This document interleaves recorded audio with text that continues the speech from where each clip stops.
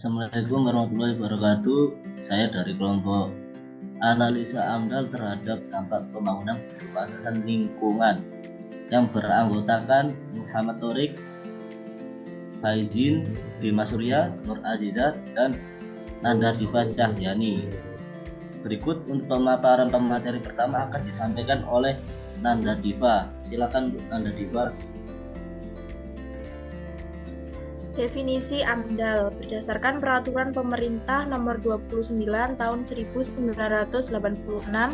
AMDAL adalah hasil studi mengenai dampak suatu kegiatan yang direncanakan terhadap lingkungan hidup yang diperlukan bagi proses pengambilan keputusan. AMDAL adalah penilaian dampak positif dan negatif dari perencanaan sebuah proyek atau pembangunan yang melingkupi aspek lingkungan, sosial, dan ekonomi. AMDAL adalah suatu hasil studi atau penilaian yang terhadap pembangunan yang dapat bersifat positif atau berdampak baik terhadap lingkungan dan bersifat negatif atau berdampak buruk terhadap lingkungan.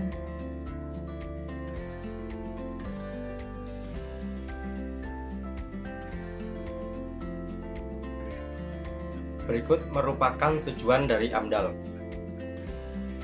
Yang pertama, AMDAL memiliki tujuan memberikan masukan tentang perencanaan suatu kegiatan usaha atau pembangunan. Yang kedua, memberikan informasi kepada masyarakat tentang pengelolaan lingkungan hidup. Yang ketiga, memberi izin usaha atau kegiatan. Yang keempat, menjadi acuan perencanaan pembangunan pada suatu wilayah. Dan yang terakhir, untuk dijadikan sebagai dokumentasi legal dan ilmiah.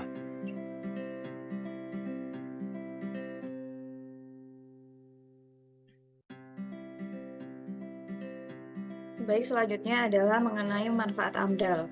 Dengan adanya AMDAL, mulai dari pemerintahan, pemilik modal, pemilik proyek, hingga bagi masyarakat itu sendiri akan bisa merasakan manfaatnya. Yang pertama, mengenai manfaat AMDAL untuk pemerintahan, yaitu sebagai bentuk tanggung jawab pemerintah dalam menjaga dan mengelola lingkungan hidup. Pencemaran lingkungan dan kerusakan lingkungan dapat dicegah. Yang terakhir, dapat menjaga suatu konsep pembangunan berkelanjutan agar pembangunan tetap terus berjalan. Yang kedua, manfaat mengenai AMDAL untuk pemilik modal. Yang pertama, dengan adanya AMDAL, pemilik modal atau bank mudah untuk menyetujui dan memberikan modal pinjaman untuk suatu pembangunan. Dengan adanya AMDAL, pemilik modal atau perseorangan atau kelompok tidak ragu untuk berinvestasi dalam suatu proyek pembangunan. Selanjutnya, manfaat AMDAL untuk pemilik proyek.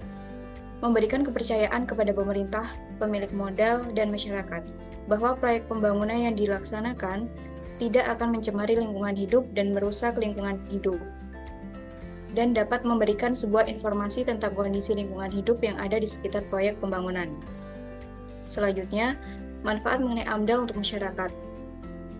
Masyarakat bisa mengetahui bagaimana rencana pembangunan berlangsung, dapat mengawasi ketika proyek pembangunan sedang dilaksanakan, dan dapat mengetahui informasi apakah proyek pembangunan menyebabkan kerusakan lingkungan atau tidak.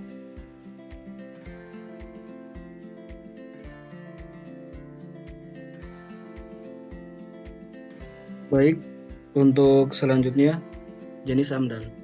Pada dasarnya, jenis AMDAL terbagi menjadi 4. Tetapi ketika Peraturan Pemerintah Nomor 27 Tahun 1999 muncul, jenis AMDAL menjadi 2. Hal ini dikarenakan AMDAL regional yang ada di dalam Peraturan Pemerintah Nomor 51 Tahun 1993 sudah dihapus, dengan tujuan untuk memperluas pembangunan yang bukan hanya berdasarkan lingkungan saja, tetapi menjadi pembangunan yang berkelanjutan. Yang pertama, AMDAL tunggal. AMDAL tunggal adalah suatu bentuk usaha atau kegiatan yang dimana kewenangannya dipegang oleh salah satu instansi atau perusahaan yang sangat memahami tentang usaha atau kegiatan yang sedang dilaksanakan. Yang kedua, AMDAL multisektoral. AMDAL multisektoral adalah sebuah hasil studi yang di dalamnya berisi tentang dampak penting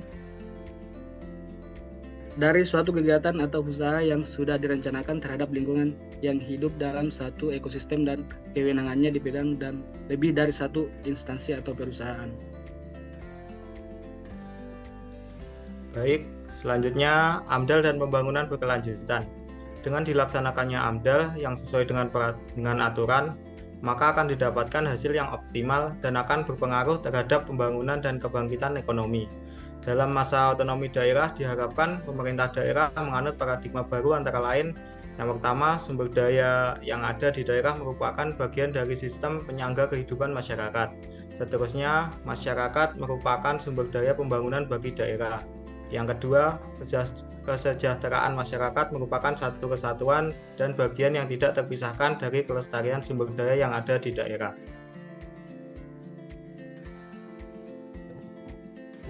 Dampak lingkungan yang diharapkan: satu, dampak positifnya yaitu peningkatan kualitas udara; kedua, pengurangan emisi gas rumah kaca; ketiga, peningkatan kualitas air dan pengolahan limbah yang lebih baik. Cara mengukurnya yaitu: satu, monitoring kualitas udara menggunakan sensor udara dan analisa laboratorium; kedua, pemantauan emisi gas rumah kaca menggunakan peralatan khusus dan laporan pengukuran berkala; yang ketiga, pengujian kualitas air dan analisis limbah menggunakan laboratorium dan pemantauan berkala; terakhir, pemantauan keanekaragaman hayati dan pemulihan ekosistem menggunakan survei lapangan dan analisa data.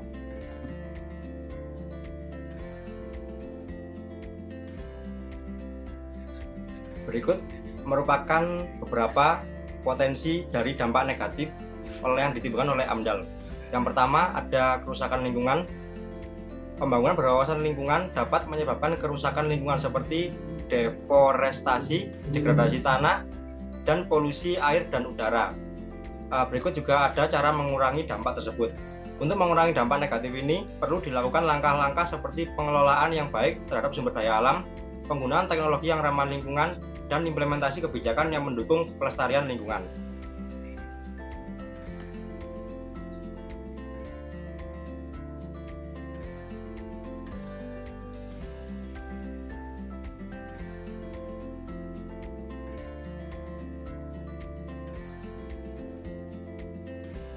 Baik, untuk selanjutnya mengenai strategi pengurangan dampak negatif.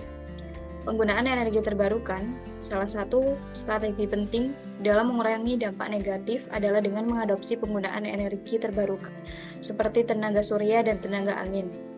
Selanjutnya mengenai pengelolaan limbah yang efisien. Dengan menerapkan sistem pengelolaan limbah yang efisien dan ramah lingkungan dapat membantu mengurangi dampak negatif pembangunan terhadap lingkungan.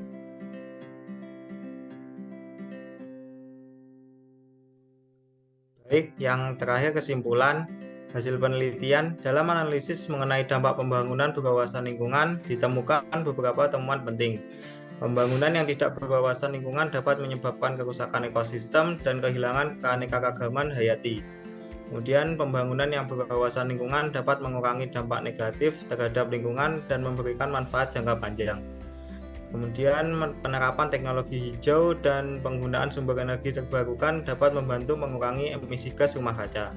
Rekomendasi yang utama berdasarkan hasil penelitian, beberapa rekomendasi yang dapat dilakukan adalah mendorong pembangunan yang berwawasan lingkungan dengan mengadopsi praktek ramah lingkungan. Kemudian yang kedua, menggalakkan penggunaan energi terbarukan dan teknologi hijau dalam pembangunan. Yang ketiga, meningkatkan kesadaran masyarakat tentang pentingnya menjaga lingkungan dan keberlanjutan.